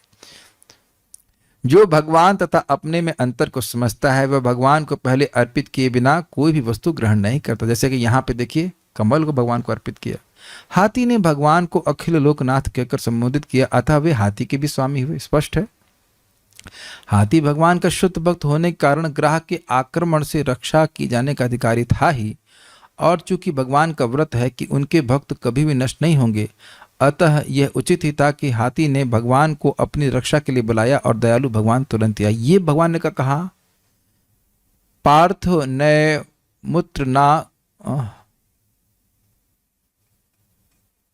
नहीं ये नहीं श्लोक था, स्वल्पम अपस्य धर्मस्य त्रायते महतो व्यात, ना श्लोक नहीं था ये, वो श्लोक है ना, नामे भक्तः प्रणश्यति, लेकिन शुरुआत कैसे होती, क्षिप्रम भवति धर्मात्मा शाश्वत शांतिम निगच्छति कौन्तेयः प्रतिजानीहि न मे भक्त प्रणश्यति। बड़ा सुंदर श्लोक है भगवत गीता का। इससे पहले वाला श्लोक है, अपि चेत सुदुराचारो भजते माम अनन्य भाग साधुरेव समन्तव्यः सम्यक व्यवस्थितो हि सा। जिसने ये निश्चय कर लिया कि कृष्ण मेरे प्रभु हैं, मैं उनकी सेवा करूंगा ही, एकमात्र करते हुए कृष्ण की सेवा करना है, तो उससे कोई अत्यंत दुराचार भी हो जाए तो भी उसको साधु मानो। तो कह रहे साधु क्यों माने, तो कह रहे हैं क्षिप्रम भवति धर्मात्मा, बहुत जल्दी ही वह धर्मात्मा बन जाएगा क्योंकि उसका निश्चय बहुत सही है कि मैं कृष्ण की सेवा करूंगा। क्षिप्रम भवति धर्मात्मा शाश्वत शांतिम निगच्छति, वह शाश्वत शांति को प्राप्त करेगा। अब उसके चित्त में कभी कोई दुराग्रह नहीं होगा, बुरी इच्छा नहीं आएगी। कौन्तेयः प्रतिजानीहि न मे भक्तः प्रणश्यति, हे कुंती पुत्र तुम प्रतिज्ञा करो कि मेरे भक्त का नाश नहीं होगा। ये बहुत बहुत ज्यादा प्रेरणादायक हम सब भक्तों के लिए है कि व्यक्ति भगवान की भक्ति कर रहा है, उसको मन में जरूर आता है, संदेह आई जाता है, क्या मैं कभी शुद्ध होऊंगा, क्या कभी ऐसा कोई समय आएगा कि मेरी इंद्रियां केवल मात्र भगवान की सेवा में लगी रहेंगी और कभी क्षुब्ध नहीं होंगी। तो भगवान कहते हैं हाँ, तुम भगवान की भक्ति करते रहो, भगवान की कृपा से निश्चित रूप से व्यक्ति को इस प्रकार का आशीर्वाद प्राप्त होगा कि उसकी भक्ति कभी नष्ट नहीं होगी। भक्ति करता करता करता एक दिन पूरी तरह शुद्ध होकर के भगवान के पास चला जाएगा। ये तो भगवान सबके रक्षक हैं, किंतु जो उनकी श्रेष्ठता को स्वीकार करता है और वृथा गर्व नहीं करता या उनकी समता का दम नहीं भरता, उसको वे वरीयता प्रदान करते हैं। कितना सुंदर बात है। अगर हमें भगवान की रक्षा प्राप्त करनी है तो अपने क्या गुण सीखे, ये स्वीकार करें कि भगवान महान हैं और हम छोटे हैं, बस इतनी सी बात। वे सदैव श्रेष्ठ हैं। शुद्ध भक्त अपने तथा भगवान के इस अंतर को जानता है, अतः शुद्ध भक्त को पूर्णतः आश्रित होने के कारण वरीयता प्राप्त होती। मतलब किसकी रक्षा करेंगे, तो अपने शुद्ध भक्त की रक्षा करेंगे पहले। किंतु जो भगवान के अस्तित्व को नकारता है और अपने को भगवान घोषित करता है वह असुर है, अतः उसे सीमित संरक्षण प्राप्त होता है और वह भी उतना ही जितना भगवान चाहते हैं। अपने कर्मानुसार जो उसको मिले सो मिले, लेकिन भगवान के भक्त से कुछ गलती भी हो जाए तो भी भगवान की रक्षा होती। जैसे कि आप देख सकते हैं अजामिल के केस में, वहां तो भक्ति कर नहीं रहा था फिर भी रक्षा हुई। और यमराज जी ने स्वयं ही कहा है, हरये भी गुप्तान, भगवान हरि की गदा से भक्तों की रक्षा होती है, इसलिए मेरे दूतों तुम कभी भगवान के भक्तों के पास नहीं जाना। और मान लो उनसे पाप हो जाए तो कह रहे हैं 7 पातक की उरुगाय वादा, भगवान के कीर्तन करने से ही उनके सारे पाप नष्ट हो जाते हैं, मेरे अधिकार में भगवान के भक्त नहीं है। ये यमराज जी के वचन है। तो ये सारी विशेष सुविधा उन भक्तों को प्राप्त होती है जिस प्रकार के हैं, जो शरणागत हैं, जो भगवान को महान मानते हैं, अपने को छोटा मानते हैं और ये बोलते हैं गोविंदमादि पुरुषम तमहम भजामि, हे कृष्ण मैं आपकी सेवा में है, का भजन करते हैं। यानी कि असीमित रक्षा मिलेगी। फिर आप कहेंगे जब भगवान की असीमित रक्षा हो मिलेगी तो हमको बुखार क्यों होता है, हमें सर दर्द क्यों होता है? बार बार ध्यान रखिए कि भगवान की दया अनुकूल और प्रतिकूल किसी रूप में भी आ सकती है। गजेंद्र भक्त थे, पिछले जन्म में भगवान को पता था, फिर भी भगवान ने ही ऐसी व्यवस्था करी कि मगर पकड़े। भगवान ने अलाउ किए। भगवान ने अलाउ को क्या कहते हैं हिंदी में? हाँ, इजाजत तो उर्दू हो गया। भगवान आज्ञा तो नहीं कहना चाहिए, अनुमति एक तरह से कहा कि हाँ मगर उसको पकड़े, ये मेरे को पुकारे और हमेशा हमेशा के लिए इसका बंधन समाप्त करता हूं। हम अपनी रक्षा की जब बात करते हैं ना तो अपने शरीर की रक्षा की बात करते हैं ना, आत्मा को तो देखा ही नहीं हमने, अपने को तो देखा ही नहीं। यहाँ हमारी रक्षा नहीं हो रही है, हमारी रक्षा नहीं हो रही है, तो तुम्हारी रक्षा का मतलब क्या है? तुम किसको अपना मानते, किसको मैं मानते हो, ये प्रश्न बन जाएगा। तो हम तो अपने देह को मैं मानते हैं। हमारी रक्षा मतलब देह की रक्षा को। जब भगवान ने कहा है, पहले कह दिया कि देह तो अब कभी देह तो नित्य ही छूटने वाला है, तो कौन सी देह की रक्षा करें? देह की भी रक्षा करते हैं भगवान, यहां पे भी किया, लेकिन मेन बात है आत्मा की रक्षा करते हैं, हमारी चेतना की रक्षा करें। चूंकि भगवान सर्वश्रेष्ठ हैं अतः उनकी सिद्धि भी श्रेष्ठतम है, इसकी कोई कल्पना तक नहीं कर सकता। हाथी ने भगवान को तीर्थ श्रवा कहकर संबोधित किया, जिसका अर्थ है तीर्थ स्थान के समान विख्यात। लोग तीर्थ स्थान में अपने अज्ञात पापों के फलों से निवृत्त होने के लिए जाते हैं, किंतु मनुष्य केवल भगवान का पवित्र नाम लेने से ही अपने पाप कर्मों से निवृत्त हो सकता है। अतः भगवान तीर्थ स्थान के समान ही उत्तम है। मनुष्य तीर्थ स्थान में जाने पर पाप मुक्त हो सकता है, किंतु भगवान का पवित्र नाम लेकर वह घर बैठे या अन्यत्र रहते हुए भी पापों से छुटकारा पा लेता है। लेकिन दिक्कत ये है कि व्यक्ति सुबह नहीं उठता है, और जब सुबह नहीं उठता है तो नाम लेने का समय नहीं मिलता है। तुलसी माता जी गलत तो नहीं कह रहे? आप इस बात को समर्थन करेंगी? जी, समर्थन करेंगी सो करके सुबह, या तो आप सकता आप 1 बजे उठ करके जब कर लेते होंगे, है शायद ऐसा होता हो, मुझे नहीं पता, वट एवर इज केस। लेकिन मेरे ख्याल से जब तो कर ही रहे, एक ही नाम तो अभी आपने बोल ही दिया, तो क्या सुबह उठना है, सूला माला जप करना, क्या ब्रह्मचारी लोग करे,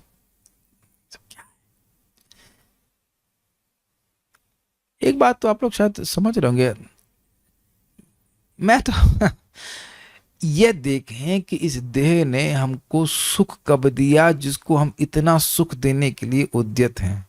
ये विचार कभी मन में आया आपके? मेरी बात समझे मैं क्या कह रहा हूं? सुबह से शाम तक व्यक्ति अगर देखे तो देह केवल कष्ट पे कष्ट दिया जा रहा है। जो देह केवल कष्ट पे कष्ट दे रहा है, सुख कभी नहीं दे रहा, उसको हम सुख पे सुख देने का प्रयास कर रहे हैं। क्या ये मूर्खता नहीं है? ऑब्वियसली सब लोग तो नहीं सोते हैं, मैं खाली बोल रहा हूं कि ये विचारणीय बात है ना।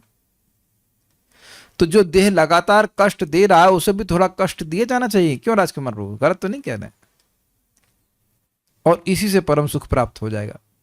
जाप करना, सुबह उठना, हो सकता है प्रारंभ में थोड़ा सा कष्टकारी लगे, लेकिन विचार कीजिए कि इसको सुख देने, कितना भी हम सुख दें, कभी बहुत डीप बात है, विचार कीजिए, देह को चाहे कितना भी सुख दें यह दुख ही देता है। अगर सुख भी दे रहा है तो बहुत अल्प मात्रा में, बहुत अल्प मात्रा में। भोजन का मान लीजिए सुख कहा गया है, तो भोजन का सुख कितनी देर का है? 5 मिनट 10 मिनट, और उसको पचाओ और इसके बाद लीवर खराब और ये खराब और वो 1000 तरह की चीज। हमारे एक तनिष्ठ प्रभु कहते हैं मुख में मजा और पेट में सजा है कि नहीं, है ना?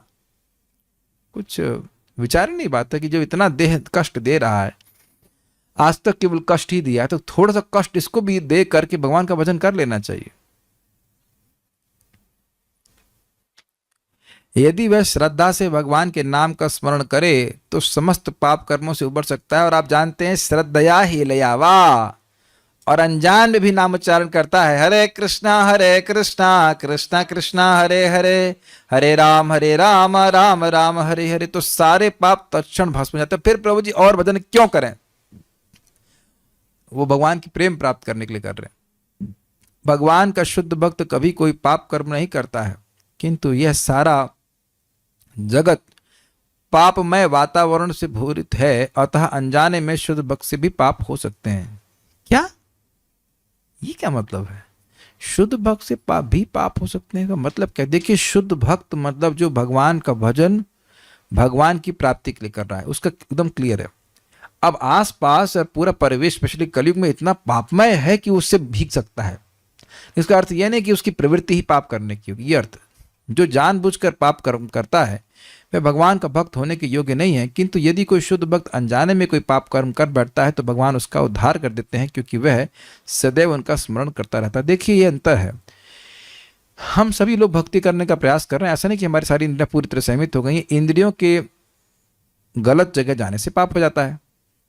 लेकिन ऐसा एक बात तो यह कि अगर कोई भक्त भक्ति कर रहा है गंभीरता से तो उसको बहुत दुख लगेगा, हमसे क्यों हो गया। दूसरा, ऐसी उसकी रेगुलर प्रवृत्ति नहीं है कि वह ऐसे पाप में ही लगा, क्योंकि ऐसी प्रवृत्ति होती तो भगवान की तरफ आता ही नहीं।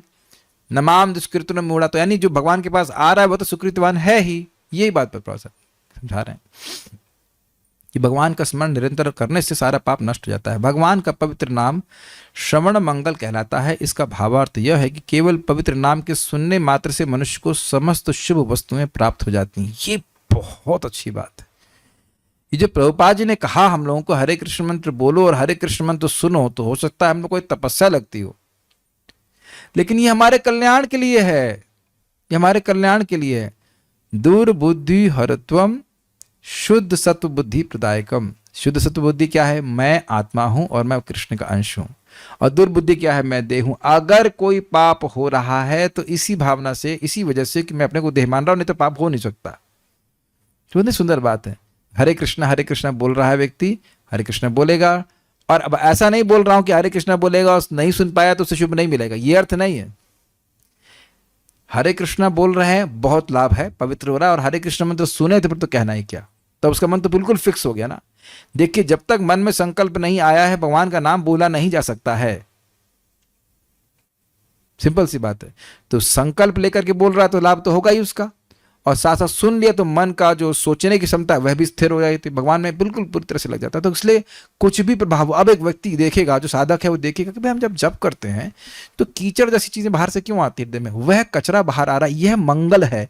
जैसे जगत में आप कोई आयुर्वेदिक मेडिसिन लेते हैं तो अब वो जो स्टूल आदि वो काला काला बाहर आता है, कचरा बाहर आता है, तो व्यक्ति घबरा जाएगा, ये क्या हो रहा है, ये हो रहा है, हमारा सफाई हो रही है, ये हो रहा है। और वैद्य बोले घबराओ मत, ये एकदम जब पूरा साफ हो जाएगा तो स्वस्थ हो जाओगे, ये अर्थ है। तो ये सारी शुभ वस्तुएं प्राप्त होती है, सारे सद्गुण आने लगते हैं अगर भगवान का नाम उच्चारण नियमित रूप से किया जाए। इसलिए किसी भक्त को किसी भी प्रकार से निराश नहीं होना चाहिए। नाम जप करते रहिए, नाम अपने सामर्थ्य से हमारे मन को पवित्र कर देगा।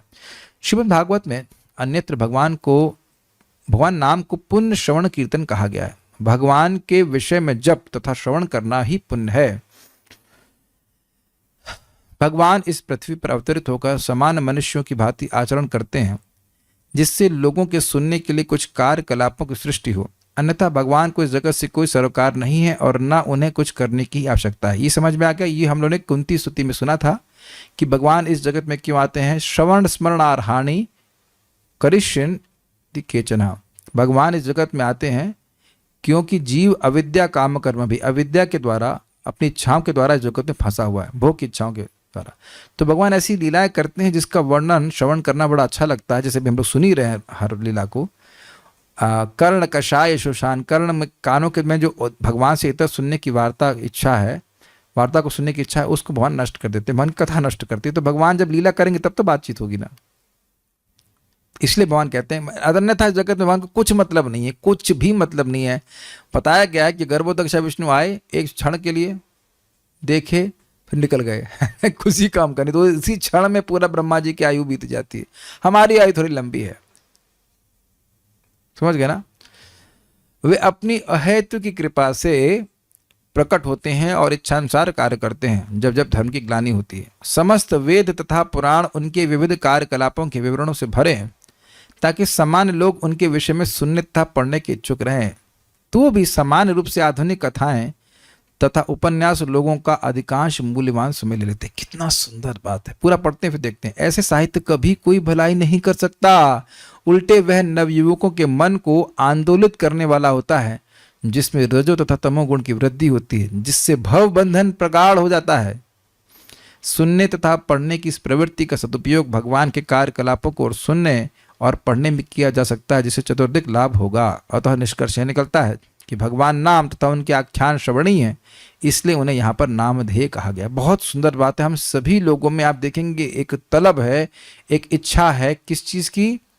तो भगवान, कुछ पढ़ने की इच्छा है, कुछ अनजान वस्तु को जानने की, पढ़ने की इच्छा हम सभी में होती है कि नहीं? इसीलिए आप देखिए, इसी इच्छा से युक्त होकर व्यक्ति कुछ कुछ कुछ क्या कहते हैं उसको, न्यूज़पेपर या मैगजीन खोलता है, कुछ नहीं जाना है उसको जाने, है कि नहीं? तो यही प्रवृत्ति अगर चैतन्य चरितामृत, श्रीमद् भागवतम इत्यादि में लगाई जाए तो निश्चित उसे भगवत प्राप्ति होगी, इसमें कोई संदेह नहीं। प्रभुपाद जी कृष्ण के लिए बोलते थे, एक पेज, एक लाइन, एक शब्द भी पढ़ोगे तो तुम्हारा जीवन सफल हो जाएगा। ये सब बहुत शक्तिशाली ग्रंथ है। तो अच्छा है आपने आज कुछ सुना। तो ये हम गजेंद्र के बारे में कल भी थोड़ा सुनेंगे, उसको हम लोग कल चर्चा करेंगे। अपना समय देखिए, ये बात समझ लें कि अकेले तो बहुत मुश्किल है कि कोई व्यक्ति नियमित रूप से पढ़े। यहाँ पे सब लोग साथ में आकर के कुछ पढ़ ले रहे हैं तो हमारा नियमित समय लग जा रहा है और उससे हमारा मंगल ही होगा। आप देखेंगे कहीं ना कहीं हृदय में एक उत्साह मिलता है कि हाँ, कल हम फिर भगवान का भजन करेंगे, जब करेंगे। ऐसे करते करते पूरा जीवन बीत जाएगा तो आपको शाश्वत जीवन मिल जाएगा भगवान के पास जाने के लिए। I'll see if there's some questions.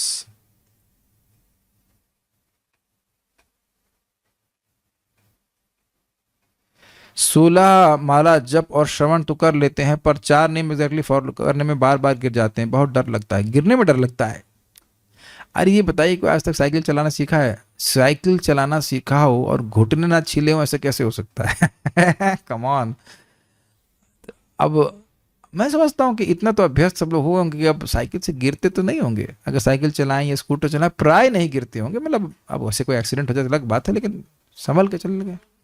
हाँ हाँ, पहले की तरह तो नहीं गिरते। अब मुझे तो याद है, हमारे पिताजी 20 इंच की जगह 22-24 इंच की साइकिल ले आए थे। सीधे हम बहुत रोए थे, हमने क्या इतनी बड़ी साइकिल ले आई हो।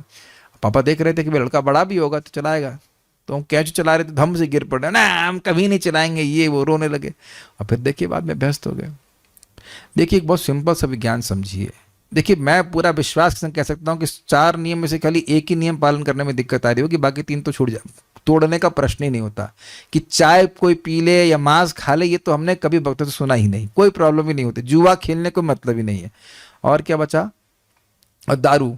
तो जिस व्यक्ति ने प्रश्न किया, आपने ना तो दारू पी होगी, ना मांस मछली खाया होगा, ना कुछ किया होगा। अब वो स्त्री वाला प्रॉब्लम हो रहा होगा, और वो तो आप आसपास दुनिया में कहाँ नहीं होगा। कलयुग में कहाँ नहीं है स्त्री का विज्ञापन, आप ये बता दीजिए। पेन स्त्री लेके खड़ी हुई है, हर जगह स्त्री का। ये गंदे गंदे विज्ञापन होने के कारण हमारा मन दूषित हो, उसमें कौन से आश्चर्य की बात। स्मार्टफोन तक में तो सब जगह तो गंदगी है। हाँ उनको माता जी कहें, स्त्री कहने में संकोच होता है। हम सबके लिए नहीं बोलेंगे, सब जगह उत्तेजना ही करने का भावना है। अब आप ये देखिए, हम नाम नहीं लेंगे, हमारे ही ग्रुप में एक माता जी आते थे, वो मैसेज किए थे उनको, उनकी काउंसलिंग है जो भी कह लीजिए, कि वो गई जहां पढ़ने के लिए, उनको दारू पिला दिया। तो देखिए वो कारण ये था कि पहले प्रश्न, आप ऐसी पार्टी में गई क्यों जाएंगे? आप देखिए कि भक्तों का, मैं बड़े कॉन्फिडेंस से कह सकता हूं, जो लोग जप करते हैं वो लोग कभी ऐसी पार्टी में जाएंगे ही नहीं। पार्टी में जा ही नहीं सकते, कुछ भी हो पार्टी में जा ही नहीं सकते। और मतलब मैं तो संभव मानता हूं कि कोई व्यक्ति, हमारा भक्त हो, जब जब कर रहा हो, भागवत सुन रहा हो, पार्टी में चला जाए, ऐसी पार्टी में जहां शराबी कबाबी लोग इकट्ठे हो, असंभव बात है, जा ही नहीं सकता। कोई जाने वाला है यहाँ पे? हाथ खड़ा करो। नाम लेके बहुत दिन से किसी को डांटा नहीं हो? नहीं डांटे? हाँ, जा ही नहीं सकते। तो इन भक्त ने, पहले वो क्लास वगैरह में आते थे, वो दुखी थे, अच्छी बात है दुखी है, लेकिन क्लास में आना छोड़ा, जप छोड़ा, तो फिर आप किसी हद तक जा सकते हो, समझ लेना। जो जितने मान लो 4 में से 3.5 जो भी भक्त, मैं नाम नहीं ले रहा जिसने बोला है, लेकिन आप 4 नहीं, कल 1 नियम पालन करने में दिक्कत आ रही होगी, तो अब वो भी किंचित मात्र कर पा रहे हैं, वो इसीलिए कि आप जप कर रहे हैं। और जहां जब छोड़ेंगे तो उड़ा देगी माया। कलयुग बहुत शक्तिशाली है। और आप धीरे धीरे देखेंगे कि भगवान की भक्ति करते करते सभी भोग की इच्छाओं से पूरी तरह से व्यक्ति एकदम कह सकते हैं डिसगस्टेड हो जाएगा। लेकिन करते रहना चाहिए, भगवान की भक्ति करते रहना चाहिए, छोड़ना नहीं चाहिए। अच्छा एक और बात है कि 16 माला कर रहे हैं तो 4 नियम करने में थोड़ी दिक्कत आ रही है, और नहीं करने से क्या 4 नियम पालन हो जाएगा? तो प्रयास कीजिए, भक्ति करते रहिए।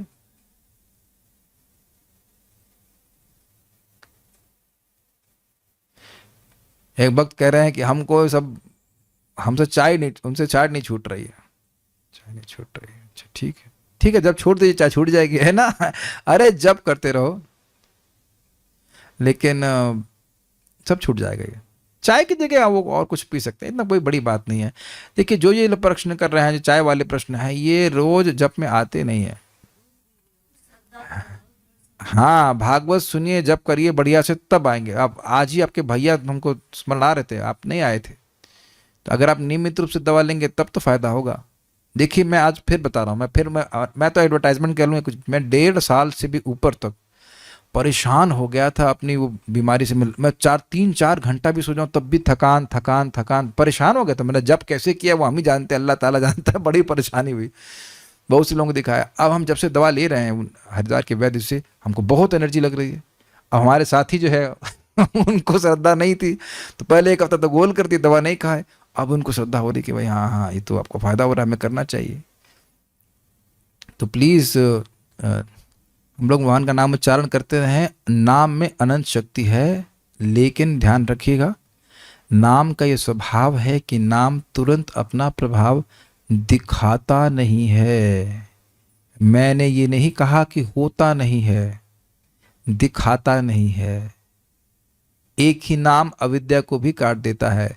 अब मैं पढ़ा तो चुका ही हूँ, अब कभी जब आएगा छठा स्कंद तो हम 6.2.9-10 की टीका को फिर से पढ़ाएंगे चक्रवर्ती पाद की। वैसे तो रिकॉर्डिंग अवेलेबल है। नाम का प्रभाव तुरंत हो जाता है, तुरंत ही। कोई भक्त जो नाम उच्चारण कर रहा है वो पापी नहीं है। इतना हम सब लोग कहें कि चलो हम कल एक पाप की फैक्ट्री डालते हैं, दुनिया के सारे लोग मिलकर भी पाप करें, तब भी एक नाम में जितना पाप काटने की शक्ति है उतना हम लोग मिलकर पाप नहीं कर सकते। इसका मतलब ये नहीं कि हम पाप करने लग जाएंगे। ये जो वासना इत्यादि है वह सब थोड़ा समय लगेगा, लेकिन अगर नियमित रूप से बात ध्यान रखिएगा, नियमित रूप से और स्पष्ट उच्चारण के संग, इसीलिए खूब अच्छा समय लेकर जप कीजिए। हरे कृष्ण कृष्ण कृष्ण हरे हरे, हरे राम राम राम हरे हरे। इसमें नेग्लेक्ट नहीं करें, हरे राम यह कर रहे हैं तभी प्रभाव नहीं दिख रहा है। नाम अगर बोल रहे हैं हरे कृष्ण कृष्ण कृष्ण हरे हरे, हरे राम राम राम हरे हरे, तो ऐसा नहीं हो सकता है कि प्रभाव ना हो। फिर वही देख लीजिए, हमारी दवा खाएंगे, आप इनका दवा खाओगे, तानिश प्रभु की दवा खाएंगे, वो सब लगेगा त्रिफला है, लेकिन सब त्रिफला नहीं है। देखने में त्रिफला लग रहा है, वो त्रिफला नहीं। सब दवा, उसमें क्या दवा पड़ी है मुझको नहीं पता है, लेकिन अज्ञान से भी ले जाने पर, नियमित रूप से अगर दवा ली जा रही है जो डॉक्टर साहब बोल रहे हैं, तो वह काम करेगी। जबकि हम पूरा परहेज भी नहीं कर रहे हैं। पूरी तरह से परहेज कहाँ हो पाता, नहीं हो पाता, लेकिन फिर भी वो कार्य कर रही होती।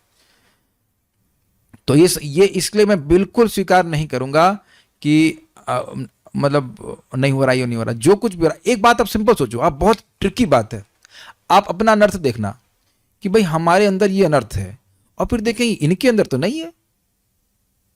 मान लो कोई व्यक्ति उठ नहीं पा रहा है, तो इलादनी माता जी तो उठ पा रही हैं। मैं कहूं कि भाई ये 7 बजे तक माला नहीं हो पा रहा, तो प्रभु जी तो 5 बजे हो जा रहा है। यानी कि मैं भी इंसान हूं, ये भी इंसान है। आप प्लीज समझने का प्रयास कीजिए। और आप में वो परेशानी नहीं है और मेरे में वो अनर्थ है, इसका मतलब है कि वो अनर्थ नष्ट हो सकता है। कुछ समझ में आया आप लोगों को? मान लीजिए किसी की धन में आसक्ति, किसी भक्त की, तो वो देखिए कि बहुत से भक्त हैं, इनको धन में बिल्कुल आसक्ति नहीं है। अभी जैसे इस भक्त ने को विचार करना चाहिए, अरे भाई बहुत से भक्त जो बिल्कुल चाय नहीं पीते, तो मुझ में ये जो बीमारी है यह एक ऊपरी लेयर है, ये वास्तविक रूप से आत्मा का कोई संबंध नहीं। मैं समझा पा रहा हूं, बड़ा बल मिलता है, अन्य लोग उससे प्रभावित नहीं हैं और मैं हूं किसी कारण से, तो मतलब ये हट जा सकती है। ऐसा नहीं कि आत्मा में चिपकी हुई है। Is it okay? भाई जैसे एक सिंपल सी बात है, जो कोई स्त्री में आसक्त हो तो ये विचार करे कि भाई सन्यासी लोग हैं इस्कॉन में जो कभी जीवन में संगी के नाम बोल रहा, प्रबोधानंद महाराज आजीवन ब्रह्मचारी रहे, ये परम पूज्य वैष्णव महाराज आजीवन ब्रह्मचारी रहे, कोई स्त्री संग कभी जीवन में नहीं किया, कोई रिकॉर्ड नहीं, कुछ नहीं किया।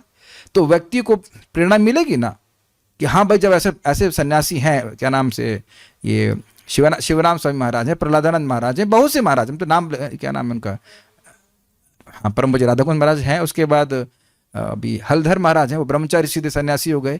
तो गृहस्थों को भी सोचना चाहिए कि भाई हम लोग भी तो इंसान ही हैं, वो इंसान है तो हम भी तो इंसान हैं। कोई ऐसा तो नहीं वो देवता ही प्रकट हो गए, परम पूज्य वृंदावन चंद महाराज। तो वह जब अपनी इंद्रियों पे सीमित कर सकते हैं, भाई चलो उन्हें 100% करके रखा है, तो क्या हम 80% 90% नहीं कर सकते हैं? सोचना चाहिए ना, एक बात आ सकती है कि नहीं? तो ये एक बहुत, दूसरों को देख करके भी हमको बल मिल जाता है कि भाई जब वह भोग छोड़ सकते हैं तो हम भी भोग छोड़ सकते हैं, एटलीस्ट हम प्रयास तो कर सकते हैं, इज इट नॉट? और प्रयास छोड़ देंगे तो फिर तो कुछ नहीं हो सकता। इसलिए लगे रहिए। बहुत सारे भक्त लोग यहाँ चाय नहीं पीते हैं, तो आपकी चाय भी छूट जाएगी, बशर्ते नाम, भले नींद छोड़िए और जाप करिए। अरे चाय रूपी मगर ने पकड़ा है तो भगवान को पुकारिए, भगवान चक्र चला देंगे आपकी चाय के ऊपर। Okay, will stop here. Shrimad Bhagavatam की जय, श्रील प्रभुपाद की जय, निताय गौर प्रेमानंदे।